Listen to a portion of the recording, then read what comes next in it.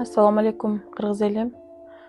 Men joldoşum rak orosu menen ооруп, Индия мамлекетине барышка мажбур болуп турабыз. Акыркы 4-степен деп беришти. Бишкектен чыгарып койгон. Каражатыбыз жетишпей жатат. Жардам бериңиздерчи суранам.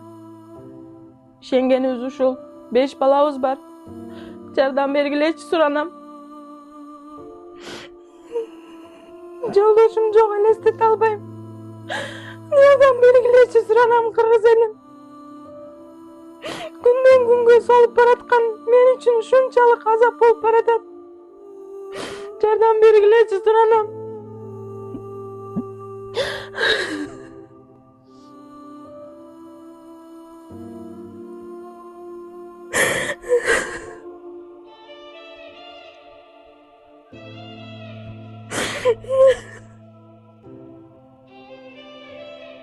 Bank номер 551 91 95 20 Маратчы деп чыгат.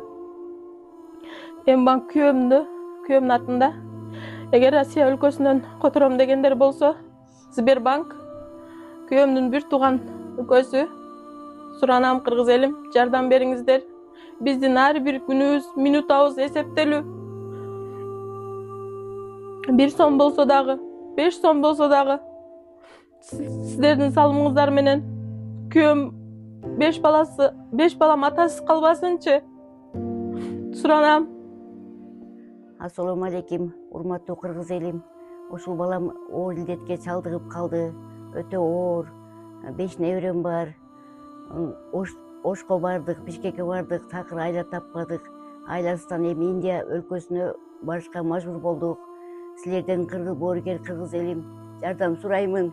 Колуңардан келишинче 5 сом, 10 сом болсо дагы салымыңарды кошуп, ушул балам эсен аман силердин жардамыңар менен, кошкон салымыңар менен, силердин дубаңар менен эсен аман кайтып келишин, ушул маңдайыбызда эле отурсун.